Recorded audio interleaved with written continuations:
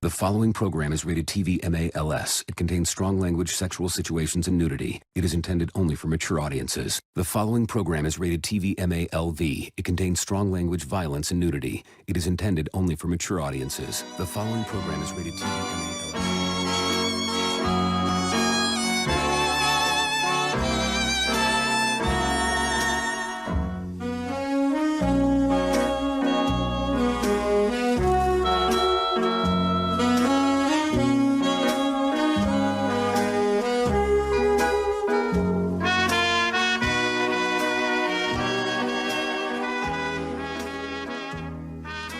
Hello, listeners. Imagine, if you will, a film so depraved, so shocking and vulgar and cruel that its infamous reputation has traveled the world and will stand the test of time, living in notoriety for all eternity.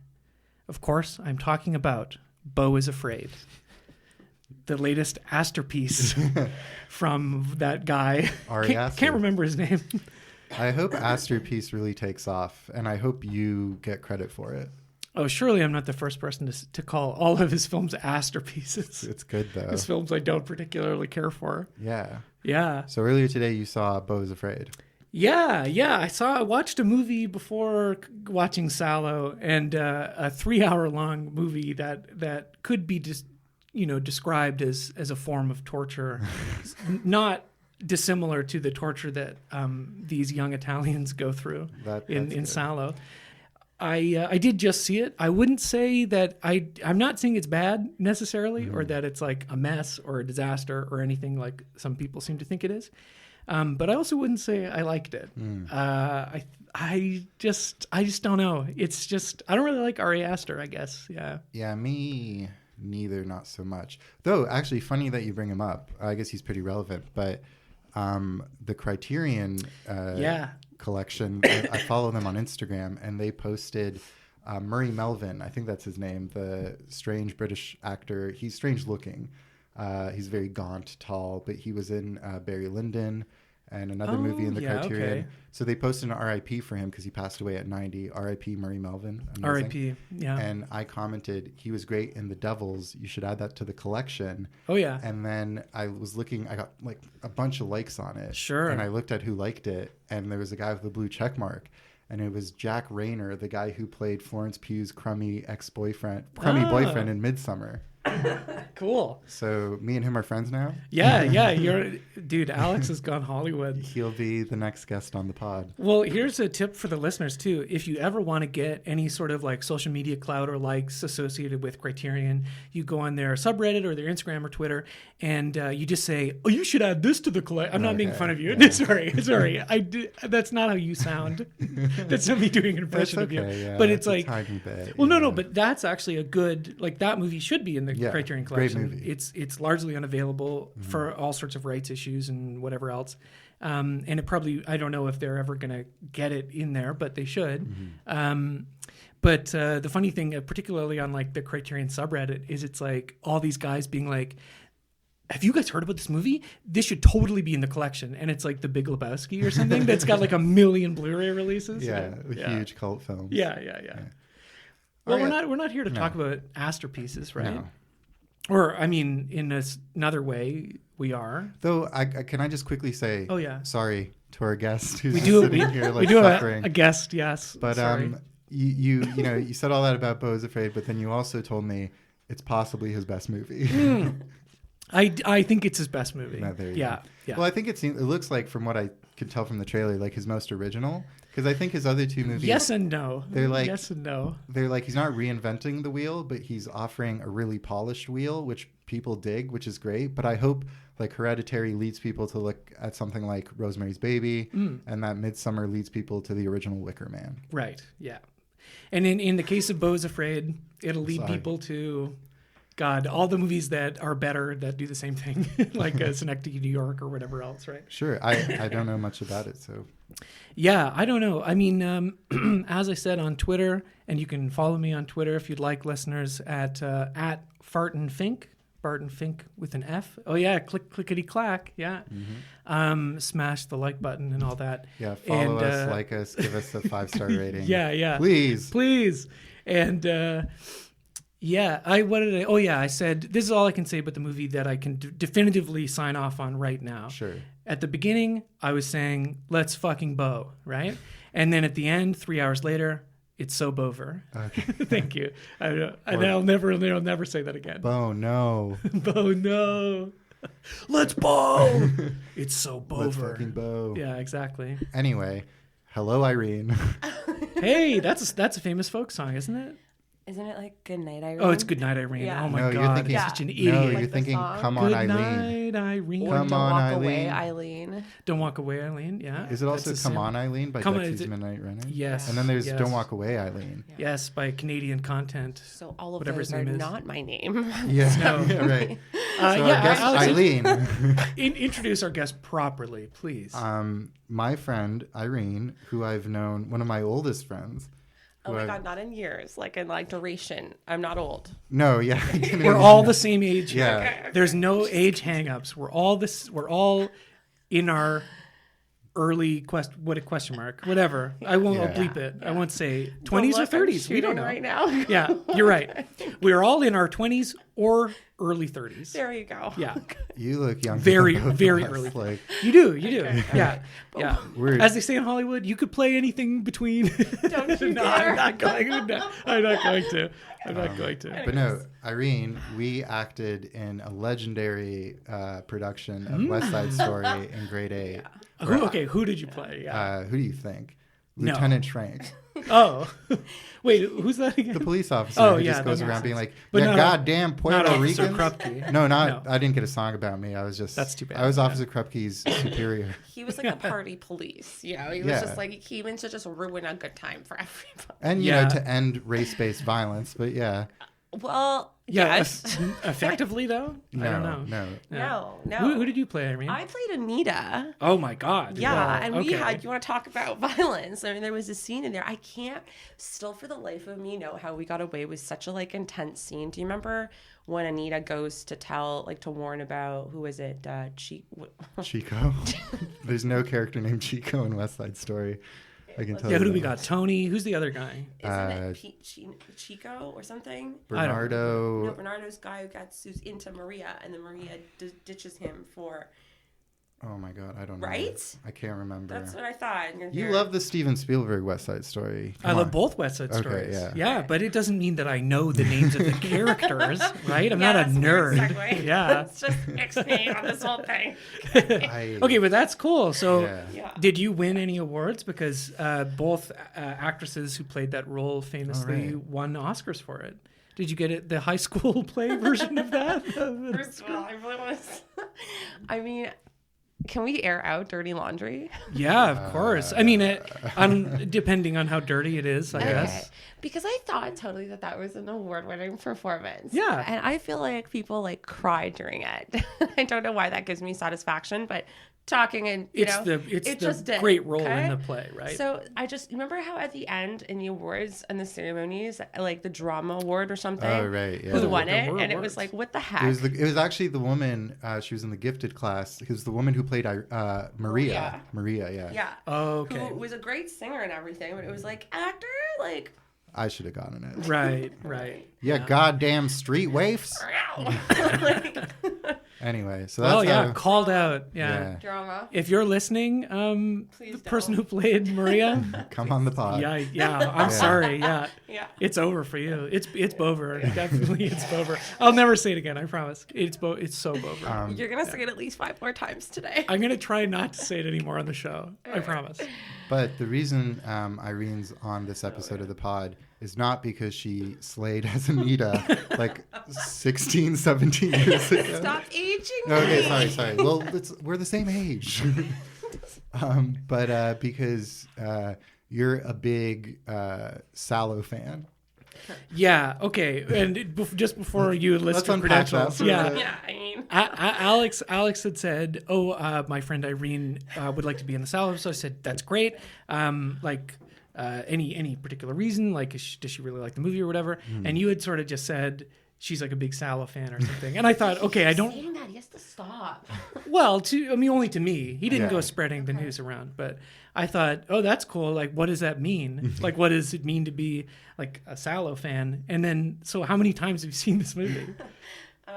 Should I go into the full story? Should I go into the full story now? Yeah, totally. Okay, so again, we're all the same age and all, but I'm still going to age myself here and say that I was trying to look for this movie in my second year of university because I took this course, which is a fusion of class and course, on Italian cinema. And at that time, I was studying neorealism, and I was loving some of these, like, there was just like a chronological pass down of directors. So I find Pasolini.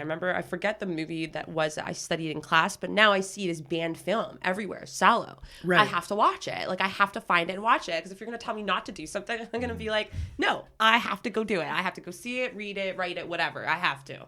So I found Van Bloor Video Store. I've rented this movie now 6 times. I'm pretty sure I'm on some like watch list, like this girl's crazy, like so, and I still like keep her on watch. And I watched it for the first time, second year university, with my mother. Beautiful. That's a touching it's family a real moment. classic. Yeah. So this would have been your 7th viewing then, right? Yeah. That's awesome. Yeah. That's phenomenal, actually. That's very impressive. Well, thank you. Yeah, totally. No, it is. It is. I mean, How was it watching it with your mom for the first time? Honestly, it wasn't up until now.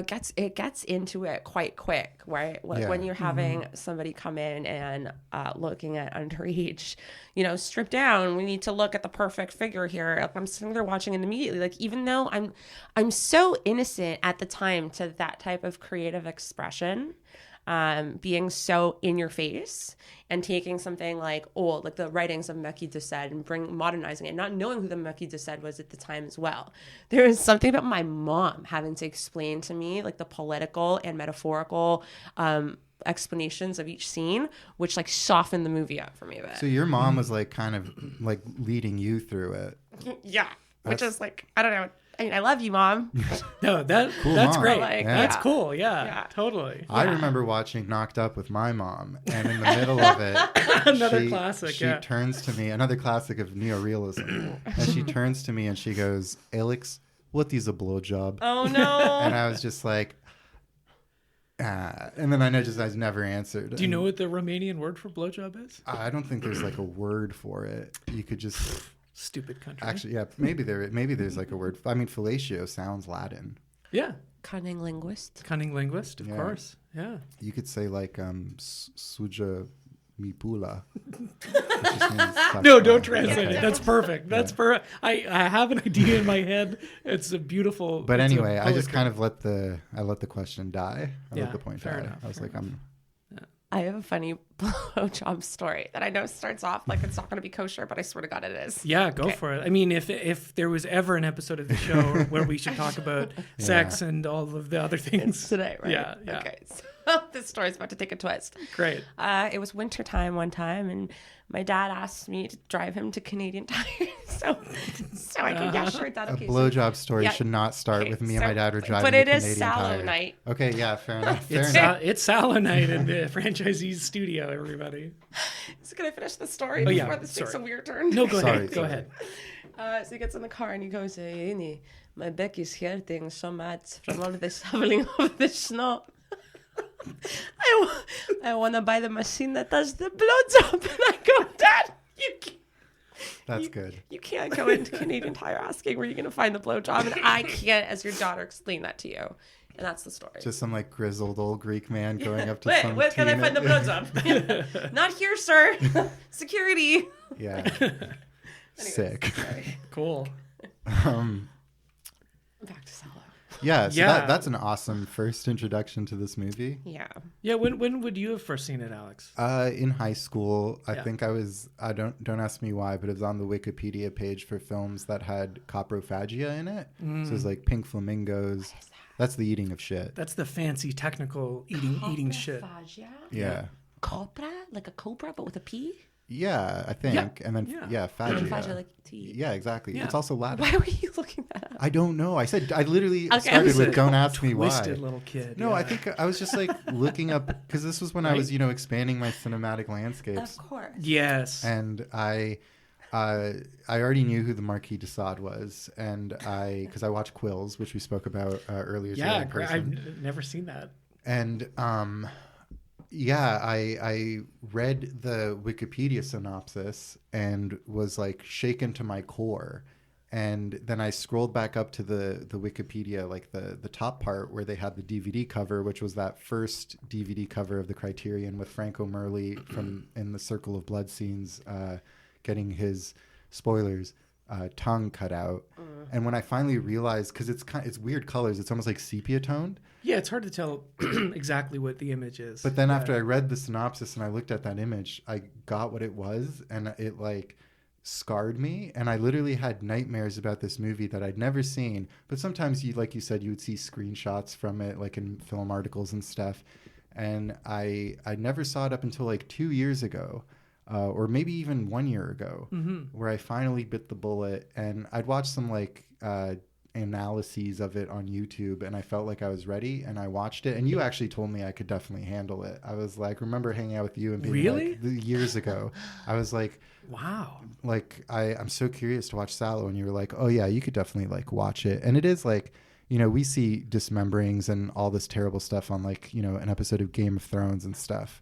So I finally worked up the courage and I watched it, and the nightmares subsided. There you go. Yeah. You confronted your demons. Quick side story. It was one of only like 2 movies that ever gave me like recurring nightmares for years. The other one being RoboCop.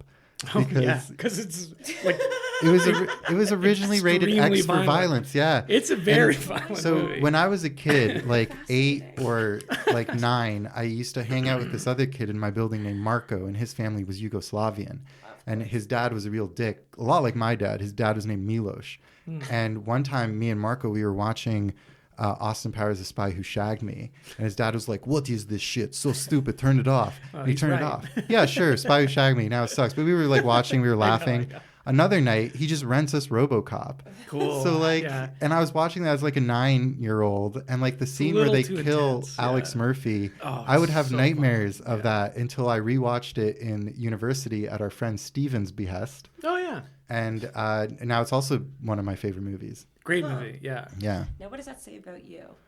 That I'm a wuss. I think it says you're that like I'm a little Sammy Fableman from the Steven Spielberg movie Fablemans, who sees the shocking film when he's a child, and then grows up to become a great filmmaker to realize his fears and kind of control his fears. Except instead of making films, I just talk about you just them. watch them, and we talk on a podcast. But it goes beyond control if it becomes some of his favorite, what he was once afraid of. That's right.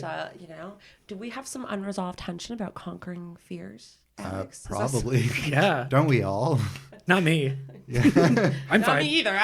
Perfect. We're fine. Yeah. Ben actually lives a life without fear. It's one of the things I really admire. Me. Yeah. That's why I'm so successful. why I have so much money and can afford to live in Toronto. That's why they call him Fearless Ben. Yep. What's the most dangerous thing you've done? Oh, where do we start? The most dangerous thing I've ever done? I'm trying to actually answer that honestly. And well, no, lie to me. The purpose of a question is to answer. No, but I'm kind of fascinated by that. Like, what is the most dangerous thing I've ever done? Cruising for anonymous gay sex in the streets of Rome, like Pasolini. No, that's right. That was from the movie Pasolini we watched. Yeah. I guess what I'm trying to say is most of my memories are all just movies I watched. Yeah. I was going to say, like, I killed a giant shark out on Amity Island. You're like, wait, that was Jaws. Oh, okay. What else did I do? I carried a bunch of explosives through the jungle of South America to blow up a sorcerer. That was sorcerer. I went skydiving once. Yeah. Whoa. Yeah, I went skydiving. Yep. I was like attached to somebody, right? A big French Canadian guy, And to our listeners in St. Jean Richelieu, the way that I said that sounded like it had some sort of negativity attached to it, but it's not. It's not. It's merely just a fact. He was a very nice French Canadian man. French Canadian. The way you say it, like, oh. That's pretty dangerous. But also looking at your shirt, Ben's wearing the fish shirt that we got at the fish show. That's the most dangerous thing. No, you ate a Starburst from a guy who came up to us dressed as a post office worker who had just quit his job, and he was like, "What?" Yeah, Ben used to work for the post office. I used to work at Canada Post. Yeah. And this, I'm a high roller. Episode, and I love this. I love this right now. Ah, yes. Okay, go on. But yeah, this guy comes up to us and he's in like. You think I'm Jewish? I'm not Jewish. You think I am? You thought I was. He's like convinced. No, because you were saying part of the tribe earlier, and I was like, because I have Shik's appeal. Yeah, but. Shik's appeal? Shik's appeal. No. No. There's no such thing. Yeah. Of course not. But yeah, this guy if Salò proves anything, it proves that cancel culture is not real. Amen. Okay. But yeah, this guy came up to us dressed in like full post office gear, and he was like, Ben was like, I used to work for Canada Post, and then he was like, oh, I just quit today. So this guy quit his job and went to the fish show. And then he offered a Starburst, and you took one. I did take one, and I, It was just a Starburst. Yeah, it was just a Starburst. But so disappointed. Dangerous. There's that stereotype about postal workers, right, that they go crazy and kill a bunch of people. Even though it's just a string of incidents that happened in the United States. It never really happened in Canada, so it's like not necessarily tied to being a postal worker. But that's where the phrase going postal comes from, right? Oh, I didn't know that. Yeah. I love shit like this. And not to hear about tragedy. I do not condone any kind of tragedy. No, this is an anti-tragedy zone. Yeah.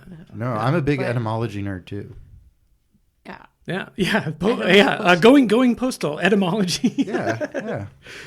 From anyway, but so yeah, there's just this, and then I had recently quit, and I knew how stressful it was, and so when a guy comes up and it's like, I just quit my job, and he's wearing the full uniform, like he literally just quit at the fish show. Yeah, like minutes earlier, right? Handing out poison Starburst, like because he's a psycho. But anyway, I think I ate it. Right, it was totally fine. And your first experience with Salò was at that guy's house, right? No. Yeah, that also sounds bad, eh?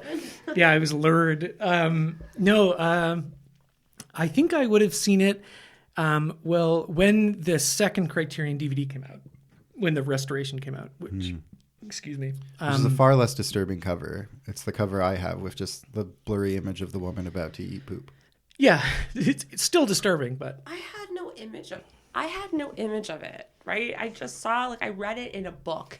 And when I like this director, so I'm going to go find this. And when I was at B and Blue, I literally go, do you have this movie? Because I can't find it. And they just bring you out the disc. And they just bring me out the disc. Right. So I didn't have any visual of it. This was crazy to me that you both had a visual before you actually saw it. Oh, definitely. Yeah. So, yeah, I think I had first heard about it probably through IMDb message board forums, which don't exist anymore. Yeah. Okay. And I think we talked about this a little bit on some of the earlier episodes, but you'd go through and there would, no matter what day it is, there would always be a thread that was like, what's the most fucked up movie you've ever seen? And it was a bunch of, the answers you'd expect. Irreversible would come up a lot. What are other shocking movies? A Serbian film. Yeah. This was, I think, before that, but that is now one of the stock answers for sure. I was sorry about that after. Oh, yeah. And, and I think I learned about it through that, and then was also fascinated because I would go to the library to find Criterions, and they never had Salò because the original Salò DVD was very quickly dropped out of print because of licensing issues or something like that. So, and because it's so notorious and difficult to find, that original DVD became like the most valuable DVD on like eBay for years, until the restoration came out. I think probably 2008, maybe. So like late high school, early university, I would have watched it. And then, I did go to one of our peers at whatever Queen's Film, to his house, and he had like this. He was a big horror guy, you know, and he had all the horror movies you could ever want on all the like Anchor Bay DVDs and whatever else. And then he had the original Criterion Salò, and he would like, it was a total like fetish object for him. He'd like, it was like placed on the shelf. I may be making part of, I don't really remember, but the way that, run far. No, he was good. When you're like a dumpy movie guy who like associates with other dumpy movie guys, you can really suss out the vibe really quickly, right? Where you're like, this is harmless. Like, this guy just wants to watch a movie and talk. And then every now and again, though, it's like somebody wants to show you something weird and like get off on your reaction to it. Oh my God. You know what I mean? No. Yeah. Did I ever? Yeah. I'm sure that, I mean, happens a lot, right? Like, I had someone base off of like books like that were on like a bookshelf. Turn around and go like about like prolific, like are we allowed to go there? Like people like forensic psychiatrists would like do research on, right? Yeah. And go, oh yeah, you know, their artwork is incredible. And I'm looking at it and going like, their artwork is incredible. Mayday. Mayday. Run in opposite direction now. Like there are animals buried in this man's backyard. Run. That guy actually also had No, it's not that bad. This is much less bad. Just tying into something you were talking about. He also had Detective Pikachu. No, this is way before. If you can imagine a world before Detective Pikachu changed everything, this is before that. He had the original out of print DVD of RoboCop. Oh. That for a while was similarly very rare because it was, I think, one of the only whatever high quality releases that had the director's cut, right? That has all that sweet violence that terrified you as a young man. Totally. Yeah. I want to say we watched the director's cut when I was a kid because I remember it being so extreme, but even the non-director's cut it's pretty extreme. Very, all Verhoeven stuff, and we're definitely going to cover that at some point because they made a lot of sequels. Yeah. There's nobody really who does violence like he does. And what are your guys's like? What do you guys, now that we have like a basic working knowledge of Pasolini? Yeah, we've seen a few of his movies. You guys have any familiarity with our old friend, the Marquis de Sade, who, for etymology nerds, that's where we get sadism from. Yes. And Leopold von Sacher-Masoch, who wrote Venus and Furs, is where we get masochism from. Boom. There you go. 2 words. 2 etymological words for the day. Yeah. Plus, what was the other one? You already forgot. Oh, going postal. Going postal, yeah. Yeah, the etymology going comes from the Greek. Thank you. No, I'm not really familiar with the writing of Marquis de Sade. I might have only heard of him through Salò because I don't think I would have necessarily encountered who that was in high school, or maybe I would, but I wouldn't really have known much about it. What about you, Irene? Yeah. So in second year university, again, I remember going to the U of T bookstore. I don't know why I had such epiphanies second year university, but I did. It's a formative year for everybody. Yeah, it's my, my, well, who am I phase. Yeah. And I'm in the U of T bookstore and I see the Philosophie de Boudoir. Yeah, I have that. Okay, so I'm like, let's live up my university years. Boudoir is Marquis de Sade sounds yeah, let's do this. Sure. I read the book and I just go, what the heck? Yeah. What the heck? And it's a play. Is it a play? Yeah, it's a play. Okay, so it's still hidden away and stashed away at the depths of my closet because I just didn't want to kind of I didn't understand it at the time. And then that's when I watched 120 Days of Sodom or Salò, and then found out it was Marquis de Sade's writing. And so then I tried to look at the political, because some people argue that he's like a prolific political writer. But then I did research on him, and then I wish I could corroborate dates better, but I took notes because I'm this much of a freaking nerd. Which we appreciate. Yeah. We called out friend of the pod Will as a nerd last episode, and he messaged me and said, just the single tear emoji. Oh, really? No, he No. didn't. Oh, no. No, he didn't. He said it was okay that we called him a nerd. So do you guys know what he was accused of? Have you heard this? I have a vague, sort of half-remembered Wikipedia level of, Yeah. but please enlighten Shall us. I? Yeah. You ready for this? Yeah. Irene Okay. does have a I notebook. actually I have a notebook. You're gonna yeah. get such a fucking swirly later, nerd. a swirly, Yeah. like an ice cream. No. Never mind. Didn't you watch Salò and the circle of swirlies? Yeah, but Yeah, I the want circle ice cream. wedgies. Yeah. So that's all I'm thinking. All right, Yeah. tell us. Okay. So sodomy, which he defined as insertion in the rear end, rape, Anus. torturing a 36-year-old beggar woman, Rose Keller, imprisoning 6 children in his chateau, poisoning 5 prostitutes with the aphrodisiac Spanish fly. Now, some places, Right. yeah. Yeah, I think. Which is date rape, by the way. It's like a modern day date rape. Yes, yes. Right. That's the famously came up with the Bill Cosby case. Spanish fly? Yes, he long before any of the whatever allegations or whispers of anything had happened, he had done a comedy routine. It's maybe I think even on one of his albums, and he talks about Spanish fly. Yeah, 100%. Oh, that just gave me chills. Yeah, sorry, it is creepy. I know. No, but- just because I didn't know. I didn't know that. And here I am trying to read things that are like. It's so difficult to go back in history, and I don't want to take away from anything. But it's just you want to corroborate like as much as that you possibly can, because so much of this is like life killing, like the trauma that just goes on both ends. Anyways, whatever. I'm just gonna shut up. I'll be over here. No, I think by all accounts, the Marquis de Sade was a bad person. Yeah, I don't know very much about it. I do understand that there were, I think some people had considered him a political prisoner, and that a lot of the things that he had done had been made up or had been whatever exacerbated or whatever. But I think the truth is probably somewhere in between. Similar to actually so we were talking about the Trilogy of Life, and this being the first film in a potential hypothetical Trilogy of Death for Pasolini before he died. This is a good bit, right? Mysteriously. Yeah. Yes. Air quotes. Which we will be getting into later.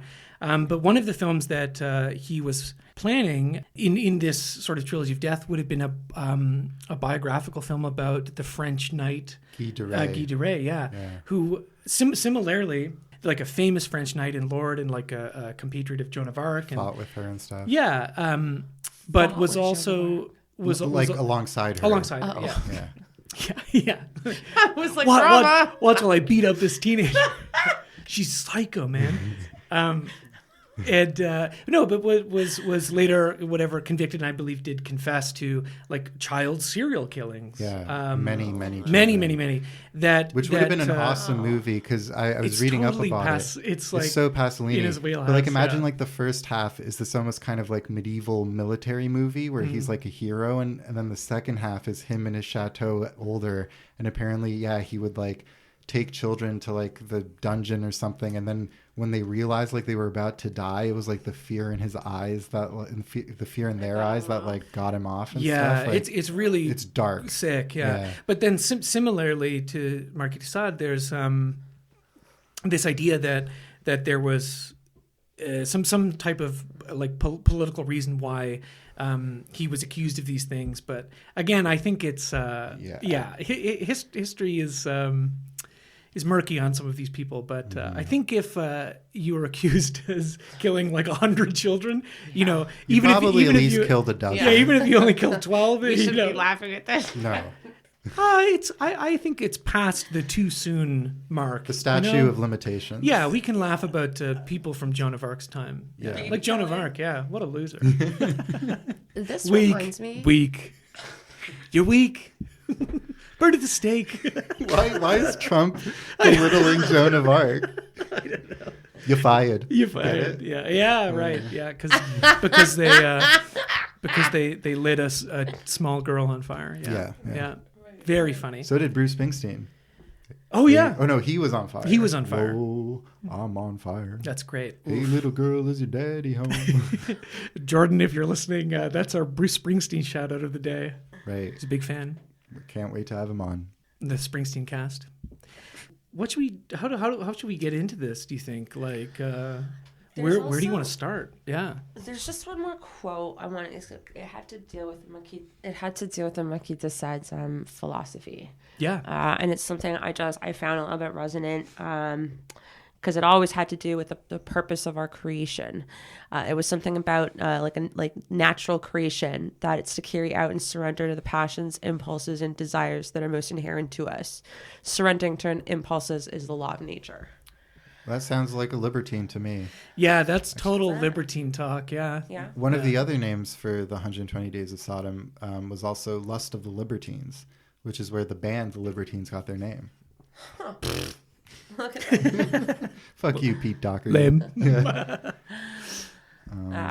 don't know if that's a good segue. I don't even know where to definitely. start. I guess we could say that both Ben and I watched the Abel Ferrara biopic on Pasolini called Pasolini with Willem Dafoe. Yes. And that's about the kind of last 24 hours in his life, but it's very poetically done. Like it's more like a collage piece. Yeah. Kaleidoscopic is the great film critic buzzword you could throw in whenever a movie has like some sense of non-linearity. They're like, oh, it's kaleidoscopic. True, yeah. Sure it is. Yeah. But no, in this case, it actually is. I'm a big fan of Abel Ferrara, mostly just through the last sort of year and a half, 2 years, like through the pandemic and stuff. I got a little bit more into him and finally saw some of the big movies like Bad Lieutenant or whatever. Have you seen Bad Lieutenant? I've only seen the Werner Herzog one. Oh which yeah. rocks. Well, we could do that. We could do all of them. It's a You will love Bad Lieutenant. I know Harvey Keitel goes full frontal in it. Yeah, he sure does. Yeah, famously so. Sign me up. But yeah, I'm not as familiar with Abel Ferrara's sort of later period. He made a lot of movies with Willem Dafoe in Italy, where I think Abel lives. Yeah, Pasolini came out in 2014, I think to somewhat of like a mixed or muted reception. And I can understand why. Like, I can see people who aren't invested in Pasolini, maybe. If you had no idea who he was, right? It does nothing for you. I could see that. Like it doesn't even try to like begin to explain anything about him. Yeah. But it's a really beautiful movie. I liked it quite a bit. Yeah, and it was same. really nice to see Nenetto Divoli, our best boy. I actually got a little emotional when he shows up because so Nenetto Divoli, the character Nenetto Divoli is in the movie, played by a younger Italian actor. Yeah. And then the real life Nenetto Divoli plays another actor. Yeah, another actor who was a famous Italian artist. And they're kind of acting in what would have been Pasolini's next film. He wrote a script for something called Porno Tea Colossal or something like that. So he visualizes some of the scenes from that movie with an old Nenetto Divoli playing one guy and another guy playing a young Nenetto Divoli. Irene, you look confused, and that's totally normal. That's okay. Yeah, this is our little bit about this weird movie. We love Nenetto Divoli. We do love Nenetto Divoli. Yeah. So we knew that he wasn't in Salò, and we wanted to watch another Pasolini movie, but instead of going back to one of the ones of his we hadn't seen, we thought this would be an appropriate sort of thing, seeing as how it does sort of take place right when Pasolini is editing Salò, finishing up the project, and the wraps up in his death, right?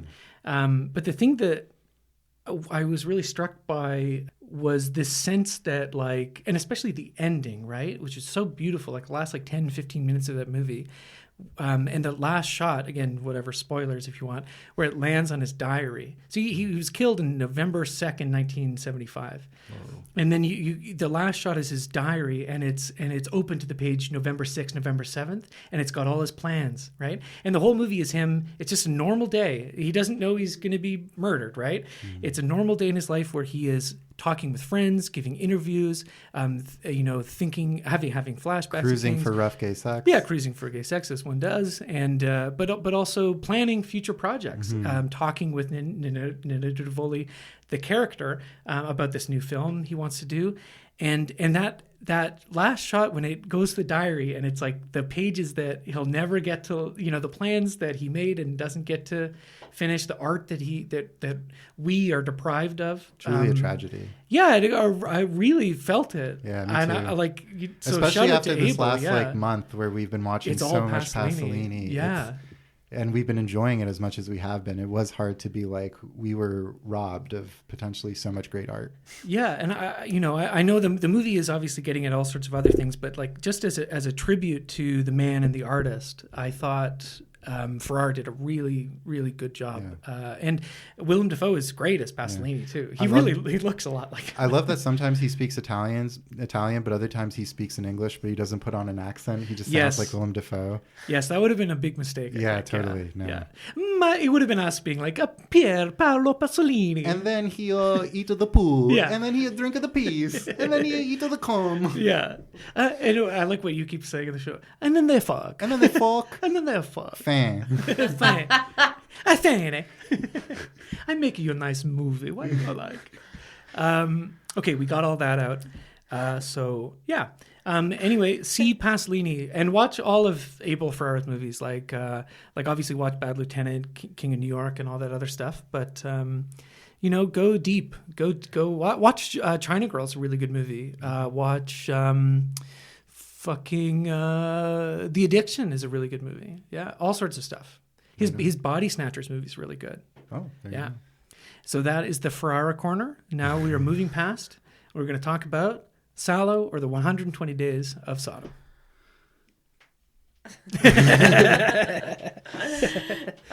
We should preface this whole thing by when we're trying to watch the movie that everyone was like, should I go get something to eat first? I should be like, I have to remember that I have to brace myself today to watch this movie. Mm-hmm. And after simultaneously, we all need a cigarette after that. Like, that's just overwhelming. Yeah, I will say I've seen this movie 2 other times, and both times I've been like kind of inebriated.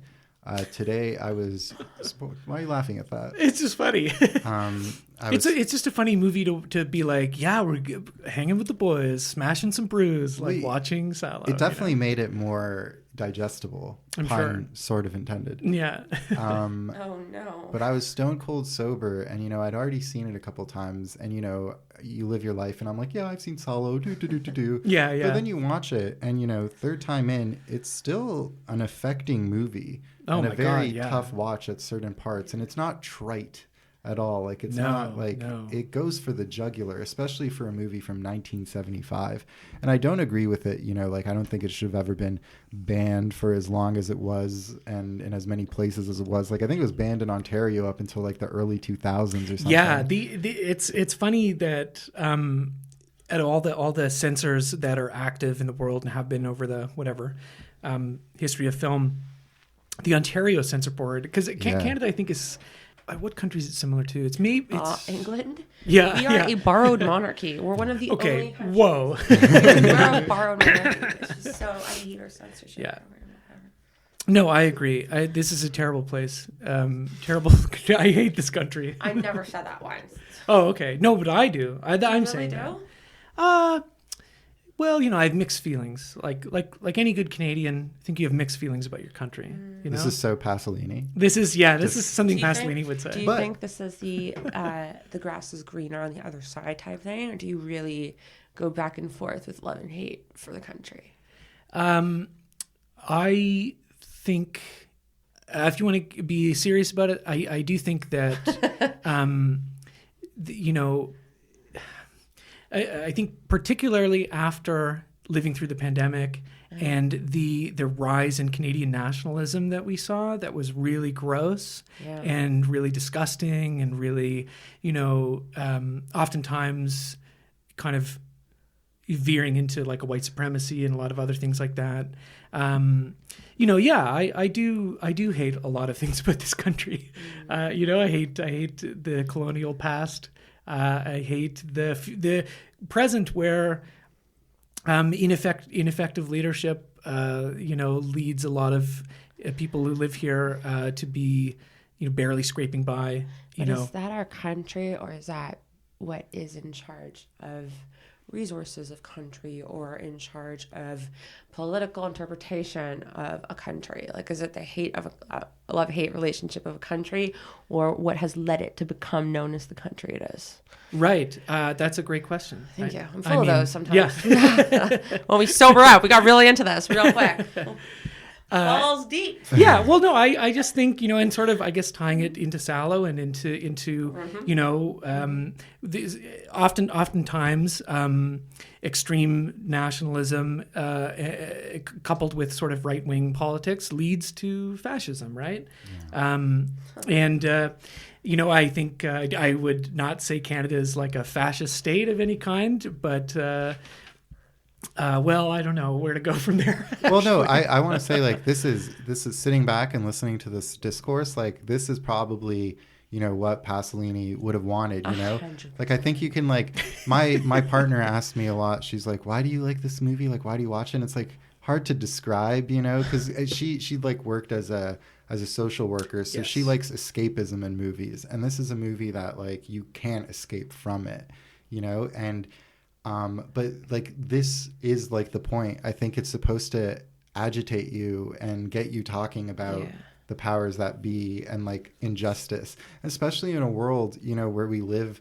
You think Salò, it's over the top, it's absurd, and in some ways it is, but in other ways it's very, all the things depicted in the movie have been done to people, like, in the not that distant past, to this day, probably happening right now. Jeffrey Epstein's island, you know what I mean? Like, this we live in such a crazy world where we, like, know these things but have kind of become numb to them. Movies like Salò were meant to, like, shock you from your numbness. And be like, let's do something about it. Sorry, I think and Epstein is an interesting example, right? Because I think our society, when these like a single monster is exposed, right? It's this narrative that is very easy for us to digest. You're like, well, this one person, this bad apple got perverted sometime along the path and is now this, enacting all their weird fantasies and tortures and this and that. Salò says, look at the system. Look at the bishop. Look at the magistrate. Look at the duke. Look at the judge. Yeah. Right? Is a judge a magistrate? It's a bishop, duke, judge, banker. There you go. Bingo. Thank you for taking notes. Banker important. But yeah, exactly. The violence inherent in the system, to quote Monty Python. So we could talk about it like that deeply, but the basic plot summary is Pier Paolo Pasolini transposed the Marquis de Sade's 120 Days of Sodom, which is about 4 corrupt libertines who are high-ranking members of society. He transposed it to fascist Italy in 1945 in the puppet Salò state, which was like Mussolini's last stand, last like vie for control. In beautiful Salò, Italy, a town you can visit. The majority of the action takes place in a villa near Merzabota, and at the end they're like, those of us who collaborate can come with us to Salò. And throughout the movie you can hear airplanes kind of flying overhead, like the end of the war is approaching. But basically these 4 corrupt libertines, in the movie they're a duke, a judge, a banker, and a bishop. Bingo. Thank you. Gold star for Alex. A for effort. They take 9 girls and 9 boys, 4 studs with huge penises, 3 prostitutes who tell them stories. And they go from, the circle of manias, which is just kind of acting on these lustful, deviant impulses, to the circle of shit. You can guess what happens there. And then the circle of blood, where it's like murderous passions, where they execute the children in really brutal ways. And it's fucked. Yeah. But not all of them, right? No, because, crazy fucking movie. It's truly like a microcosm of corruption. You know what I mean? Like, so there's a Pasolini quote, because I love my quotes and I love my evidence, in terms of what, like, talking about Salò. He goes, I don't believe we shall ever again have any form of society in which men will be free. One should not hope for it. One should not hope for anything. Hope is invented by the politicians to keep the electorate happy. And this brought in mind with the comparison to Dante's Inferno, the first thing written at the gates of hell are, abandon all hope, ye who enter here. To talk about, when we're talking about this grander macrocosmic thing, I think when you're too focused on, and this is the brilliance of something as shocking as Salò, is when you're too focused on what it is you're watching, you're not focused on the 5 steps behind or ahead that you are in recognizing the macrocosmic scale that begins in a microcosmic fashion. Well said. Mic drop. That was just the point I wanted to make. That's why you're on the show. Yeah, that's why I've seen this movie 6 times, right? 7 now. 7 now. Lucky Yeah. number now. 7. This Pasolini guy, after this last month, like he was a smart dude, a very poetic dude. That's putting it lightly, definitely. Because we've actually both, you and I, Irene, we've both read the 120 Days of Sodom. Yeah. And I think maybe you agree with me. It's one of those rare occasions where the movie is better than the book, because the book, my opinion, you look like maybe you disagree, but No, I agree. in my opinion, the book is super boring. He was like writing it in the Bastille, and he's just like, but he's so committed to this like schedule that the libertines have. It's like, we must wake up and have breakfast, and then we go to the orgy room, and then we hear a story, and then we act on that. It gets so repetitive and monotonous. But that's prison life. Yeah, isn't that sort of the point too? Or? Yeah, but then towards the end, he was like, the Bastille, the revolution was happening or whatever, and it just becomes like jot notes of like, and then like she has to do this. It's an unfinished. It's work, an unfinished right? manuscript. Okay. He actually he thought he'd lost the manuscript when he left the Bastille, and he said he wept tears of blood, which is kind of cool. Yeah, no, I'm sure he really did too. Yeah. True. Yeah. The Marquis de Sade's the kind of guy you believe whatever he tells you. You're like, you know what? You're right. You look like someone who's written on the walls in their own shit, which I believe he also may have done. That's like Probably. That might be apocryphal. I don't know. Maybe, I don't know. I like that word. You know what? It happened. It happened in Quills, I think. Do you know what's like mind like boggling to me is like, what if we are reading too much into 120 Days of Sodom and Salò? Like, what if this is just a disturbing movie and we are all just sitting here going like, let's find some meaning in this. Like, I can't speak to the actual book or whatever Marquis de Sade's intentions were, because I don't know. I haven't read it like you guys, right? I think something that we have definitely confirmed, maybe we already knew, but we definitely confirmed by watching these Pasolini movies, there is no reading into it too much, right? Like, and I think also just in general, that's a common complaint, like with movies, right? People are like, oh, you're reading into it too much. Just let a thing be a thing. It doesn't have to be representative of something else, whatever. I think there's some truth to this idea of overanalyzing a movie to death, right? Things that don't necessarily merit like a further look that people like to do like as sort of a pop culture exercise, right? But in the case of Pasolini, like these are academic movies, right? Yeah. And he's an academic himself. And I think there's all sorts of things we could be misreading, but I don't think it's really possible to like read too much into it. I think these movies are filled with meaning.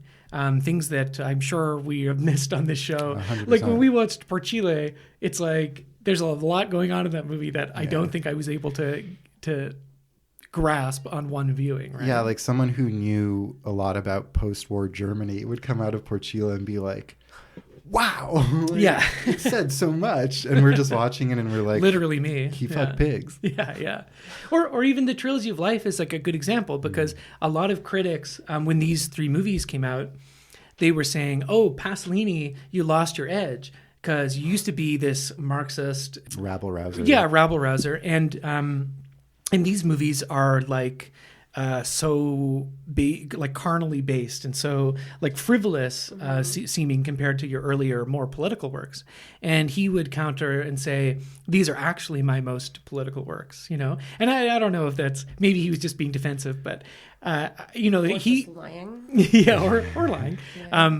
But I think he was really trying to get at a lot of things that we've discussed over this series with those movies. And I think like you could watch Canterbury Tales and just watch it on a total surface level and enjoy some of the kind of earthy sort of pleasures of that movie. Yeah. And in a similar way, although I think it's harder, you could watch Salò on a completely surface level, and as many people do, I think, a horror film. Encounter it, as like a horror film or art horror, like a coworker of mine, like an Asterpiece. Yeah, like an Asterpiece. No, it's well, we told the Ice-T story where he was tweeted about watching it, which is funny. But it reminds me of a coworker of mine at this demolition company I used to work for. That's right.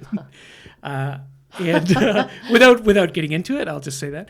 And and he's this mechanic and nice guy, like young guy. And he was like, I was hanging out with my girlfriend last night, and we were flipping through Netflix and trying to watch something, and she's really into horror movies, and we're like, want to watch something that's really fucked. And he's like, I came across this movie, Antichrist, the Lars von Trier movie. And it's funny. It's just funny it's funny in general that movie is just on Netflix for like the very sort of passive viewer to sort of scroll across, right? Willem Dafoe. If you liked you'll love this, right? And he was like, bro, it was so fucked. What? And it's just funny that, someone, and I, he's not this guy, I'm not saying this guy's stupid or anything like that. I'm sure he understood that there's more going on to that movie one could argue that there isn't anything going on in that movie, depending on how you feel about old Lars. I actually love Lars. Oh, yeah. Nymphomaniac 1 and 2 was shockingly some of my favorite movies. They laugh because they've heard my stories leading up to today. Irene's. Shut up, Alex. I was gonna say you're the female Van Wilder. No. No. What about the female Casanova? Guys, no, because everyone's gonna be like, oh, she's a slut. I meant just that you stayed in school for a long time and partied. Yeah, and I wonder what that entails. When I said Casanova, please let's see that. I said we'll just cut it out. You're like Heath Can I Ledger. be a Don Juanita? Okay. Yeah, how about that? That's good. Do you want us to cut that out? Whatever gets viewers. All right. You're right. That's good. All right, carry on. So my body, so my soul, so whatever. Okay, we're leaving it in then, okay? We're going to leave it all in. That's great. Then, you know what? A lot of people have said, the show is great, but there's not enough sex, baby. There needs to be more sex. Oh, and then they brought me on board. For Salò. For Salò. Salò the episode. sexiest movie.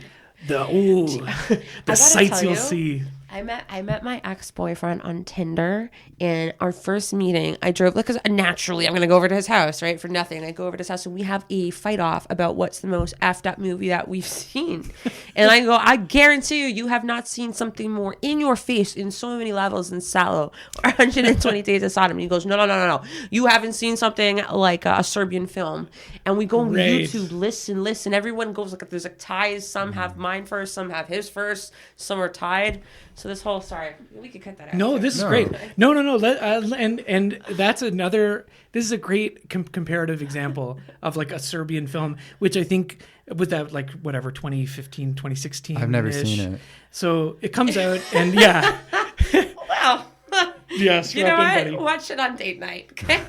Yeah. Well, yeah. Funny aside, that's birth control in of itself. In the Criterion Closet episode with Bill Hader, he pulls out both Salò and Antichrist, and he's like, "These are two great date night movies." Yeah, which I always found really funny. And Gaspar the bishop, Noé, right, has the great photo of him holding it, where I don't think he doesn't really say anything about it, but he holds it up and he has this face like, "This is good." Yeah. I like this movie. But also, the bishop in this movie kind of looks like Bill Hader, a little bit, makes it more palatable. That's true. Does it?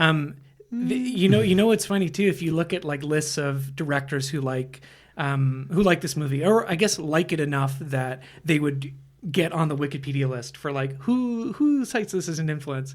It's all the guys you'd expect. John Waters, Alec Baldwin. Alec Baldwin. I love Alec Baldwin. Even now, yeah, after he's killed people. Did you see the photo on Hilaria's Instagram? It's like her being like cradled in his arms. No. It's really beautiful. It's a stunning image. Two of my favorite Hollywood couple, right? John Waters, like Michael Haneke, obviously. Yeah. Dork. Alexander Payne actually picks it in his Criterion Closet. Oh, yeah, okay. Yeah, he's like, a friend of mine told me to watch this in the era of Trump. He is such a dork. I know. I like some of his movies, but my God. I feel like Tarantino would like this film. I wonder. And only because I mentioned this before. That's as well, right. That the opening credits to this and even the final scene are so reminiscent to me of Reservoir Dogs and Stuck in the Middle with You scene. To see torture go on, to silence, devoid of sound, to hear happy music or almost melodic classical in the retelling of our perpetual torture, essentially. And another Tarantino tie is Ennio Morricone. He actually did a lot of the music for these Pasolini movies. Oh my God, that's crazy! And he did the waltz that plays during the credits, and it is a very like pleasant waltz. You know, it's like I had read too that it's a bit of a troll. Morricone was disturbed by the movie too, and was like, "Listen, hey, we're friends. So yeah, I'll do it, but like, yikes." Yeah. Oh yeah. One really quick thing I wanted to just say about a Serbian film, right? Because that has now become this, like, it's kind of taken over the mantle of, like, Salò was like, this is the most fucked up shit I've ever seen. Blah blah blah blah blah. And I watched it when it came out, and it's. There's a lot of differences, obviously, but the key thing is that the director of a Serbian film was saying this is a political allegory, right? This is not just violence for the sake of violence. I'm trying to say something here. Oh, see, I thought right? it was violence for the sake of violence. Well, what? It is, but because whatever allegory he is trying to get at, and I don't really remember the film very well, but it doesn't work. It's a movie that I think is very unserious and very juvenile in a way that Salò is not, right? Salò takes itself very seriously and presents its sadomasochism and violence and torture and stuff very seriously. The art direction is incredible. The cinematography is great. That's incredible. It's just like his whole thesis just seeps through every facet of this film, you know, like the kids are wearing, like, you know, gray drab stuff. They almost like fall into the background of this like falling apart like villa, you know, that's it's really nice, but it, you know, it's like falling kind of in disrepair. Like there's some stains on the walls and stuff. It's everything is just like, I don't know, like having watched this again, you know, I'm like, damn, it kind of is like a masterpiece. Like I hate to be like that guy who's like, hey, Salò's a masterpiece. It is. But it is. It is. Especially after watching all these Pasolini movies, like it's a tragedy that he passed away, but if this was just his last movie for any reason, it really is like the most, it's the summation of his career. Yeah, it really does feel like, especially coming after Trilogy of Life and it has his reaction to that and how it was received, right? Yeah, I like, having not seen it since whatever, I was 18 or 19 or something. It's totally different watching it now, you know, like as more of an adult, and not focusing, like watching it without all this baggage that you bring to it on your first time, like having read about it as some fucked up whatever. You know, and it's so funny that even today, every now and again, there'll be some stupid Twitter flame up thing where it's like, this movie sounds fucked. Anybody who watches it is a pervert or like whatever. And that just, like I was saying in one of the earlier episodes, that did happen recently. Yeah. And people were, you know, just like some, you know how the Twitter fight starts. Which, like, looking at us three, not wrong. I'm joking. Yeah, it wasn't funny. That's not funny, Alex. We're here. We're all here loving this movie. Okay, True, sincerely. Yeah. I'm just sitting here with like a flogger, like 5 inches from my face. That was my job now. Yeah, but I think it's funny how even now, this film from 1975 from, you know, and I think also a foreign language film, right? That a huge swaths of the American Canadian public just avoid in general, still has this staying power and this notoriety around it that, like I said in the beginning when I was joking, like will kind of live on. People have heard about this movie and have no idea who Pasolini is. And probably there are people who've heard about this movie who probably don't know that Italy was a fascist power in World War II. You know what I mean? It has burrowed itself into like film culture as the ultimate like extreme film. And people still today will approach it or not even watch it and just read about it and say, oh, this is some sicko shit or whatever, instead of this obvious like masterpiece, right? It bothers me. We were talking about Roger Ebert, who had their original Laserdisc and was like so disturbed by what he heard about the movie that I don't think I don't know if there's a way to confirm this, but I had read that he never watched it his whole life. What a little baby. Oh, Gene, I'm afraid. I'm afraid of the Italian movie. You know, I think movies are empathy machines. Oh, so I can't watch the scary movie or else I'll feel sad. 2 thumbs down. Yeah. Idiot. Yeah. You old dead bastard. Sorry. I like Roger Ebert. Yeah, me too. He's a great guy. But, like, come on. He could have handled it. Yeah. Stupid. But isn't that the whole point of like of what Pasolini is trying to say through his art or through his movies? That like you should be asking like questions like before Absolutely. you get into this hopeless cycle of imprisonment. Should you be Too late. yeah. Like jokes on you, just kidding. You know, like I had a whole can I go on a nerdy point out over here? Please tell us about your book. Good segue. I wanted to say something about Salò for a second, about you rewatching it and looking at the blankness of the scenes and everything. The architecture of fascist Italy too is incredibly rigid. It should be incredibly bleak. Okay, and there's a quote I want to get to from there's this book that I had to study in fourth year university. It's from a fantastic class called Truth and Reconciliation, and I wish I could remember my professor's name, but God or whatever, bless her. It's called The Body and Pain. It's the Making and Unmaking of the World by Elaine Scarry, and it's such an incredibly written argument. Anyways, she brings up a point with Sartre. Okay, so it talks about the evolution of pain and pain's language, and how the process of trying to describe your pain via torture creates a language of pain itself, which at the same time is accessible and inaccessible, in so much that the person in pain, what it means to be in pain is to have certainty, and what it means to be the observer means to have doubt. So there's forever this ambiguous circle of the person in pain and the person only being able to relate to it based off of an intermediary source. Wow. Is that good? That was amazing. Oh, yeah. That was like the smartest thing anyone's ever said on this show. Yeah, that is officially the smartest thing and I know you're quoting from the book or summarizing from the book, but that is the smartest thing anyone's ever said. Wow. Well, yeah. I want to like get up and do like the second smartest thing, I eat the shit. I poop in your mouth. And this is that movie. Well, it is this, shit eaters, coprophasiacs, rejoice. Yeah. There is a film for you. No. Shit eaters. Do we know the metaphor behind that, right? Too, as well. Yeah, they're eating the government's shit. Oh, I love you, Alex. Hey, thanks. I love you too. Hey, thank you guys. Hey, let's have a moment. I know we were just clapping for Irene, but let's have a moment where we give Alex a good thumbs up. Like, we love you. God damn it, you're making me emotional. Okay, well. To do like a hard 180 from like no one's gonna say anything about me. No. That's okay. Love you, Ben. No, it's. I love you. Just no, hand pat. Listen, no, it's forced now. Listen, listeners. It's all right. Do you want me to flash you? Oh my God. I mean, sure. Look at how happy. Jesus Christ. No, everybody shut up. Tits out for Pasolini. Listeners, you too, Irene. Ben spews out a ton of movie references throughout every episode.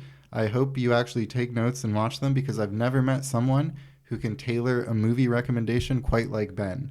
He's got this uncanny ability, and everything he suggested that he thinks I would like, I have quite loved. And I think you care about you think about the person you're talking to. You know your audience. You recommend things specifically tailored for them.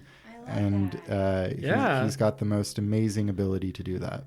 Wow. Well, I mean, I was fishing for a compliment, but I didn't expect. I'm going to take my shirt off now if you want. Please flash me. Would you like? No. Okay. At the same time, let's go. I've seen him do this because we were at Iron Maiden. We were at oh my God. Yeah. Stop. Both of you sit down. If you show your ass, I'll show my ass. Okay. We were at Iron Maiden and let's show our asses. We both let's do it. Let's show our asses, Alex. Here you go, Alex. Yeah, it happened, guys. Great. It actually happened. The first mooning on the show. I just got mooned by Ben and our guest. Okay. Irene, surprisingly, you have a far hairier ass than Ben. Oh my God, why would you say that? It's a Greek joke. Irene, I'm going to have to see now because I didn't actually get to see it. Damn. I can't believe you just did that. I can't actually remember what I was going to say. We did show Alex our asses, yeah. You got up, I was like, come on, motherfucker, yeah. let's go. That's crazy. Oh my God. I actually forgot what I was saying. I can't believe I missed it. I was too focused on pulling my own pants down. I didn't get to look at your butt. My butt. Either of your butts. Yeah. Oh, well. I feel like I was saying something good. Well. Where do we go from there? The first nudity on the franchisees. Yeah. And it was my own? The universe is so cruel. They just show my butt to Alex. Don't get anything in return. Yeah.